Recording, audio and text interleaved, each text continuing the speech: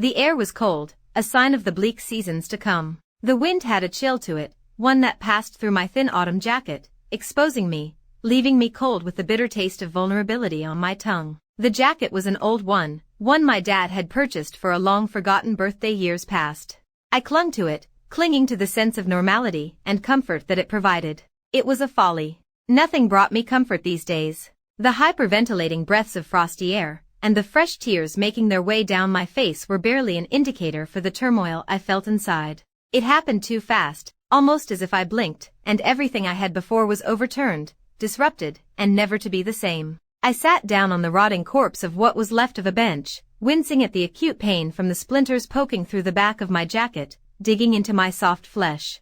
I sagged into the wood, the reality sinking in. This was it. I was really alone this time. I reach into my pocket, pulling out a pack of cigarettes. I feel the texture of the box in an attempt to ground myself. Slowly, I pull out a cigarette, reaching into my pocket again for the lighter. As I strike the lighter, the bright yellow-orange flame engulfs the end of the tobacco, turning it to a soft orange glow of embers. I methodically inhale to feel the acute discomfort for which I have longed. Eventually, I exhale. It's hard to say why or when I started this toxic habit. The irony of it is almost laughable. Here I am, smoking a cigarette, doing the one thing that took his spirit, his last breath. I suppose it began with me sitting down with a friend. I was distraught and unable to calm down, not unusual for me these days. I asked her for advice, yet the little information she gave did not satisfy my need for closure. Finally, after about a half hour of this, she pulled a pack of cigs out of her back pocket of the side of her jeans closest to me, then pulled one out, lighting and taking a drag. I watched her for some time before she offered me one. At that moment, I wasn't sure what came over me, except that I just didn't care anymore. I needed to feel. I slowly took the cigarette out of her hand, feeling almost a sense of remorse for the damage I knew I was about to do. Yet, that was merely a transient feeling, overshadowed by the need to feel, the need for this numbness to go away. It did, even if only for a little while. It was getting colder, and I could feel the wind begin to drop in temperature. I welcomed the cold temperatures, knowing that none of it mattered. I was untouchable. I had nothing left to lose. I remember the exact day that began this downward spiral. This manipulation of my emotions from an unseen cause I couldn't fix. It was simple.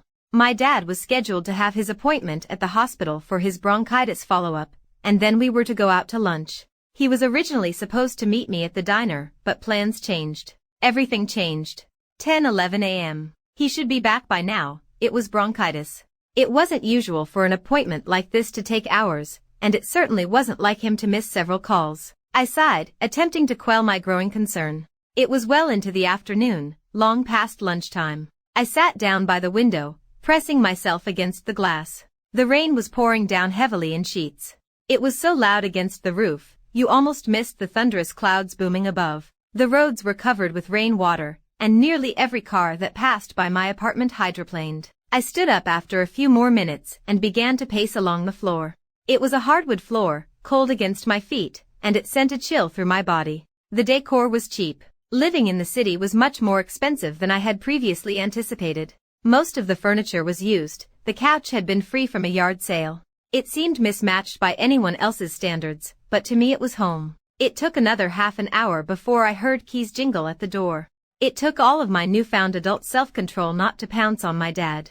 I settled on giving him a quick hug before pulling away to take a good look at him. He looked exhausted. There were dark circles under his eyes, and he looked at his wits' end. For a second, I stood with my mouth agape, not quite sure what to say. I had never seen my dad this frazzled before and it scared me. That wasn't half as bad as when he opened his mouth. The word he spoke acting as a poison, flowing from his mouth and attacking my brain. Never would I have associated this word with my father. I couldn't think of anything to say. I couldn't even think. My dad, my rock, couldn't have cancer. My dad and I had always been close, ever since my mom died when I was 7. I don't remember her much. The only constant in my life has been my dad. He came to every school award ceremony, was always cheering me on at every softball game, helped me with my homework, and was there the entire time helping me get into the university of my choice. He made sure I never needed a thing. He was always there for me, and I suppose his unwavering support was something I took for granted. I never thought of the fact that it might not always be there. That he might not always be there. It was hard at first, getting used to the chemo, the sickness, how frail he had become. It was hard watching him on oxygen, barely able to talk, and too weak to move. I tried to stay strong for him. I tried to be there. For the first while, I spent every day with him in the hospital that I could, always crying myself to sleep. Unconsciously and unintentionally, I began to distance myself from him. I couldn't watch him go through this. I couldn't be that person. I realized this when his beautiful brown hair started coming out in clumps. He was too young to be bald. 56 is too young to be bald. It's too soon. It's too soon for him to die. I suppose that's the point though. Life was never fair.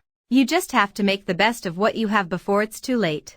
Eventually, when my dad became less aware, I stopped visiting. I couldn't take the sickness, the confusion. I couldn't watch him slowly deteriorate and die an agonizingly slow death. I knew I should be there for him, and that if it was me in there, he would never have left my side. The guilt was tearing me apart, eating me alive. I just couldn't go back. I needed a distraction, so I threw myself into work with a fervor like never before. My coworkers tried to lessen my workload. They made me food, invited me out to dinner with them, yet I would never accept. Why should I be happy? What did I have to be happy about? I felt powerless. I would die for my dad in a heartbeat. Yet this was something I couldn't fix, something that I couldn't save him from. I still remember the last visit I had with him. I remembered the last words he spoke to me forever burned into my psyche. We had been bickering all day, and tensions were only rising. My dad knew what I was doing, and I had never seen him that angry before.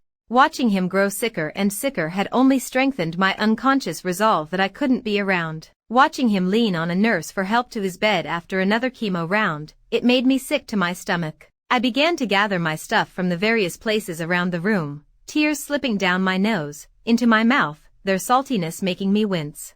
Looking sadly at me, my dad asked hesitantly, almost as if the answer I would supply was going to disappoint him, as if I was going to make him cry. "Where are you going?" The question didn't faze me, it only made it harder for me to hold in the sobs. I turned around, looking him in the eyes, and only saw sadness. When a single tear fell down his cheek, it took all I had not to scream. I refused to turn back around, not acknowledging a word spoken to me. I picked up my bag, and without looking behind me, I left. However, not before I caught my father's parting thoughts. "You've made this a life well lived. No matter what they say, this is the hardest part." The words were spoken so softly, and with such devastation I almost didn't catch them. It wasn't until years later that I realized he meant saying goodbye to me. It had been weeks since I had even last heard from the hospital, and I pretended it was a good thing, even though the growing pit in my stomach told me it was anything but. I was sitting at my desk when my boss pulled me aside, asking me to step into his office. I could feel that something was wrong, yet I did not know what. Was I getting fired? He stayed silent for a few moments, before clearing his throat. I was not prepared for what he was about to say. He told me it was my dad, that it was critical. He told me at some point I could have off some time, but by that point I was gathering my stuff, and barely heard a word he said. I broke nearly every speed limit on my way to the hospital, then waited in the waiting room for nearly an hour to get the chance to speak with my father's doctor, hoping he might assuage my concerns.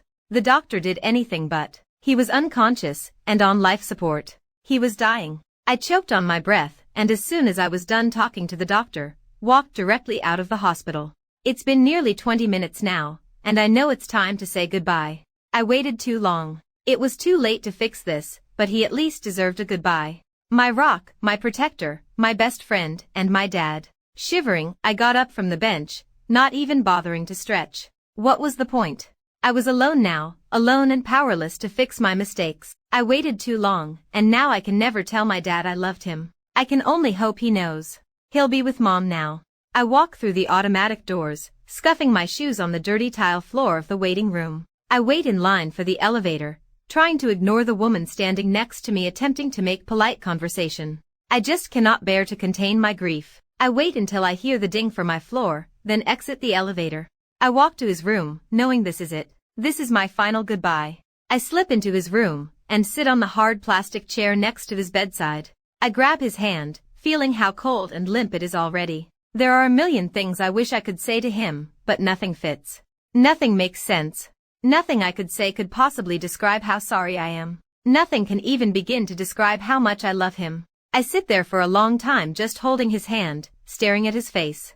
I gently kiss his hand, before laying it back on the hospital bed. I lean back into the hard plastic chair for a few moments, before finally standing up. I lean down next to his ear and whisper my final words to him. I love you, Daddy.